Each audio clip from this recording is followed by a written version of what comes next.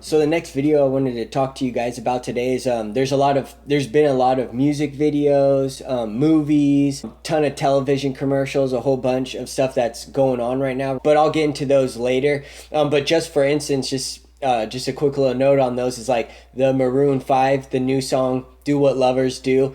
If you guys seen that music video yet, it came out like 2 days before, right before the Las Vegas shooting. And you see in the video at the end of it, he turns into like this monster and he's walking down the Las Vegas Strip and all the bullets are shooting at him and he gets gunned down right there on the strip and there's like tanks and all that. And that was like 2 days right before the Las Vegas shooting. And then there's also the new Ludacris video, again, where he's like high up in a Las Vegas hotel, which I believe is the Mandalay Bay. And he's like right in the exact window almost where the guy would have been shooting down on the people. And again, that just came out a few days after the shooting occurred. And remember is that those videos and all that had been taking place way before that. So again, this is just representation of how Satan uses videos and things like this to directly mock what's going to happen. He knows what's going to happen, guys. But anyways, the video I want to talk about now recently is the new Zayn video from Dusk Till Dawn with Sia.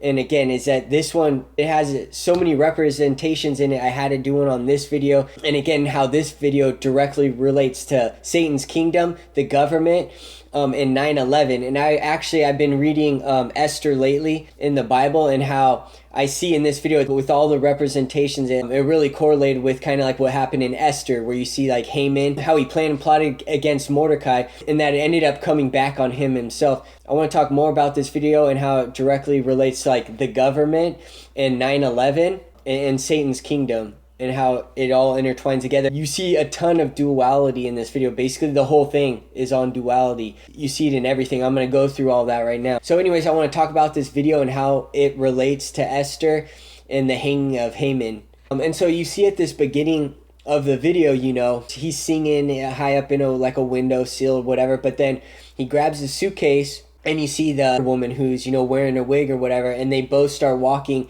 and they're obvious. You can see that they're in Chinatown, and there's like a little parade going on. There's fireworks. They have like those little dancing dragon kites, or whatever you want to call those decorations. You see that, and they're just walking right through the middle of this small little parade. And you see, again, it's Chinatown, and you see the dragon, and it pops up right in the video, the front screen. You see that it's a representation of Satan. You see the dragon, the representation of Satan. And then you see in the video, in that same scene, you see right behind it, you see the hanging upside down ducks, basically dead ducks that are hanging upside down. And again, representing Satan and Satan's kingdom, and how they basically are hunting people, okay? How they hunt people, just like how hunters hunt ducks. That's exactly what it's like, Satan's kingdom hunting you like a duck. Okay, and then also in this video you see in the background a few like cages and everything. So again, you see the representation of that little parade representing Satan's kingdom, the dragon, okay, the dead ducks, is that you're being hunted, and they're just walking straight through it without like paying attention to what's going on. Kind of like, you're walking through this world, all the deception's going on around you, and you're just walking straight through it, trying not to pay attention to any of it. But you see is that right when they get to the end of the little parade, you see that it's blocked off by the cop cars and the law enforcement officials, the police officers, and they catch him with his suitcase like he got caught. Again, you see that it's at the parade, at the end of the parade, that was representing Satan and Satan's kingdom, and that who was at the end of it? It was the government, the law enforcement officials, the police officers that were waiting for him, with their hands crossed, like, like waiting for him, that they had set him up, that they try to catch him in a trap. You see that it's right at the end of the parade. Remember that was a representation of Satan and his kingdom, and directly behind it is the police officers who have it blocked off, who set him up in a trap. And so again, you see that, so this is a representation of government and Satan's kingdom and how they work together, and that the government and Satan's kingdom are like one of the same. You see it's about power and control, deception, trying to trick and lie people, setting people up, setting up traps to try to catch people in. And that, just like how Satan's kingdom, they're hunting you like ducks, and they're monitoring him. He's walking with his suitcase, and they're monitoring, they're watching him, they're on their little earpieces following him, watching every step that he's doing, that they're following this guy. You obviously see that he seems to be someone that they think he's obviously selling drugs, or is obviously, that there's something in that suitcase that they're obviously following him for, and they're trying to catch him. And then so basically when you see at the little end of the parade, and then you see him there and that like he's caught, all of a sudden the scene switches and they're like down in a basement. They got him sitting in a chair, and he's sitting right between two exits. And behind him on the right is one that actually says exit on top, and it's lit up. And that exit, it leads to a stairwell that's lit up, and it's stairs going up. And then you see to the left is that there's another exit, but you see it looks grimy and it's kind of dim, and it's just a ladder, and there's no exit sign on it.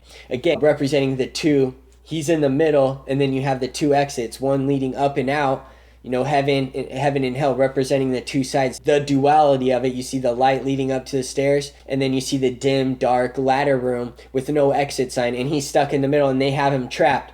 They're talking to him, and they think they got him set up, and that they trapped him, and that they caught him with what he has. And what happens is that all of a sudden you see that, they're talking to him saying, we got you, we're watching you. And that it was a trap, that they set him up. And then during this part where they're talking to him, it switches back to the other girl, who obviously it seems to be like is his partner in crime or whatever. She also has a suitcase, and she's wearing a black wig, okay, as a disguise.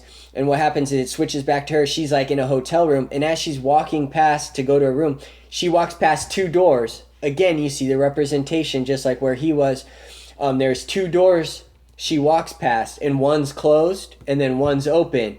Again, you see the duality of it, an open door, a closed door. Okay, and she walks right past it, and then she goes to the room, and she has her suitcase. Then it switches back to him, right? And then they go, the guy goes, pull his suitcase, and then they flip open his suitcase, and it's just a sack of clothes, it's just some clothes in there. And then, they all look shocked and stunned because they thought they had him, and they thought they got him, and that it was just a bag of clothes, and that what they thought they were setting him up and caught him in a trap, it was actually reversed onto them. That what they thought they had caught him in a trap and set him up, it was actually the complete opposite. It happened to them. So now you see that there's nothing in there's just clothes. And then he flips over his hand and looks at it to compare tattoos from a photo. And you see again the duality of it when he flips over the hand. It even has, basically it's like the duality symbol is the yin and yang symbol tattooed on his hand, the white and the black circle, the yin and yang symbol, and then next to it is a bird.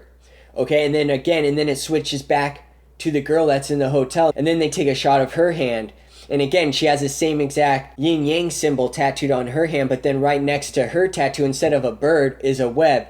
And again, you see the duality of it. I mean, it can't be more blatant than how it's done. They both have the same yin and yang tattoo representing, the duality of it. His is a bird, okay, representing freedom. And then hers is a web, okay, a spider's web, representing a trap. Okay, and you see and that's right after they realize that it's just clothes in his suitcase and he has to be set free. So, they let him go. He, representing freedom, and the bird, he walks out, and you see when he leaves, he goes out the exit on the right, up the staircase to the lidded stairwell with the exit sign above it. Okay, and he goes up that one, not the other dim dark one with no exit sign on it. So you see that duality of it, and then he leaves, right? And then they're pissed, and that again is like representing someone, Satan's kingdom, the government, these officials. They thought they set him up just like Satan, that he's trying to set you up for a trap, to try to catch you in a trap. And then, the guy's all pissed that it's just closed and he gets to go free. He's escaping. Just like that, it's like the representation of him escaping, Satan's trap. And he just goes out the exit. And then, and then that scene, he gets in his car and he drives off, and then all of a sudden, all the other government officials that were watching him, with their earpieces, they start following him, and they get in a car chase. And he's swerving in and out of traffic.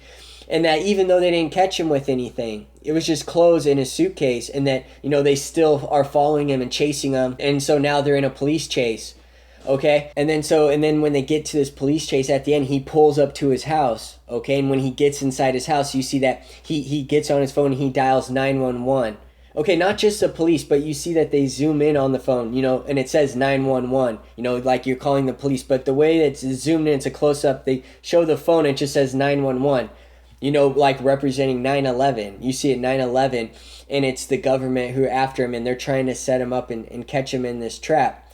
And right before he actually calls 911, it switches back to the girl, who was in disguise, who had the other suitcase. And she had a black wig on, and it shows her take the wig off, again representing that, she was disguised as is the evil, the black and the white, just like the yin and yang symbol, and that she was like disguised as the dark side.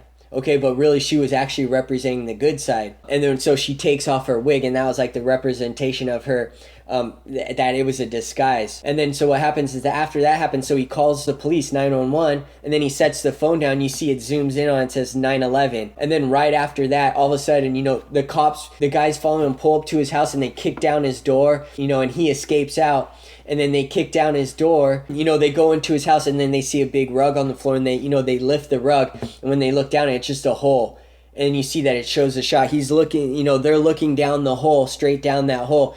And they now see that, they look down this hole, and you see that he's not there. It's like the hole that they dug for themselves, that they put themselves in their own hole. The trap they set for someone else, they set up for themselves. They're looking down their own hole that they dug for themselves. And then at that exact moment, the cops pull up. Right after he calls 911, and he sets the phone down, he lights a wick, okay? And it's a long wick leading to fireworks in the bathtub. At that moment, the cops pull up to the house. At the same time, that they're looking, down that hole, the cops pull up to the house, and then all of a sudden the fireworks go off that he lit in the bathtub. And the cops come out with guns, and they start shooting at the house, inside the house, and they're shooting at their own people. They're attacking themselves. And you see that now what they set up and they planned for someone else, the trap that they set for someone else, is that their own people were inside. They realized, they saw the hole, that they had dug their own hole. What they had planned for someone else to set up and to trap them and to catch them in their own trap, is that it actually ended up falling on their own heads. That now that they were caught, the same thing happened to them. The same trap that they laid for someone, they were caught in their own trap. Is that everything had fell on their own head. That what they were trying to do to someone else ended up happening to them. And now they're attacking their own people. They're shooting at their own officers and law enforcement officers inside the house. And then you see at the end is that Zane and the other girl, they just drive off in the car together, and they're taken off free. Again, I saw the representation of this lately in reading Esther. When you see that Haman, right, he didn't like Mordecai the Jew, and he wanted him hanged, right? And the queen, who was on Mordecai's side, had set up a banquet for the king and for Haman. Okay, he goes to that, he goes to the banquet, and then after that night, he plans and plots to kill and to hang Mordecai the Jew, and then not only just to plan and plot against him, but all the Jews, to kill all of them. And what ends up happening is that after he goes to that first banquet, the dinner that the queen had prepared for Haman and the king, is that he then talks to his friends about wanting to kill Mordecai and the plan they have set up. So, and they go, build a gallow for him and hang it and have the king hang him on it. And so he builds a gallow that was meant for Mordecai to be hung on it the next day after the banquet. And then they're also invited to a second banquet. And so he wakes up the next morning, all excited after this banquet, that he has this gallows built to hang Mordecai the Jew, to go tell the king on it. And what ends up happening is that not only does he go there to thinking that he's going to kill Mordecai the Jew and go to this banquet, but he ends up being humiliated. And actually the king calls Mordecai the Jew in because the king had found out that he had stopped a plot of people to kill the king. And so the king wanted to honor Mordecai. And so he asked Haman, he goes, what should we do for the person the king wants to honor? And he thought it was himself. So two things happened to him. Everything he had planned and set up fell on his own head. One was that he had planned to kill Mordecai the Jew and built the gallows to hang him on. But not only that, is that he makes this elaborate story to do for this person the king should honor because he thinks it's him. And it ends up being Mordecai. And so he has to take Mordecai throughout the city on a horse-drawn carriage, wearing the finest robe, and say, this is whom the king, decides to honor. And he had to do that for Mordecai, the person he planned to kill. And then not only that, then they go to the banquet, and the queen tells the king that she wants him to hang Haman. And then the king finds out that, that Haman had built a gallows to hang Mordecai on it, right? And to kill him. And that what ends up happening is that the king ends up hanging Haman on the same gallows he had built for Mordecai. That he was hung on his own gallows. Everything that Haman did and planned for someone else had fell onto his own head. Even the building of a gallows for someone, he ended up on the gallows himself, hung on it. What you see in this video is that that's basically what it is. It's that someone trying to set someone up, plan and plot against someone. The same thing ended up happening to them. What they set up, a trap that they set up, ended up falling on their own heads. how the government tried to plan and plot and set up for Zayn in this video, and that they fell into their own trap. Then it shows 9/11 is that how they tried to plan and lie and deceive and to trick people of what really happened, is that now it has become the capstone. And now everything that they lied about and deceived all America about came back onto them, and it's going to fall on their own head. It has fell on their own head. They've dug their own hole. Just like Haman had built the gallows and he was hung on his own gallows, the representation of everything the government had did, the lies, the deceptions. Now, just like Haman, they've built the gallows for themselves, that they're going to be hung on their own gallows. That everything that they set up and planned and lied and deceived about to everyone is that they've hung themselves on it. They've dug their own hole.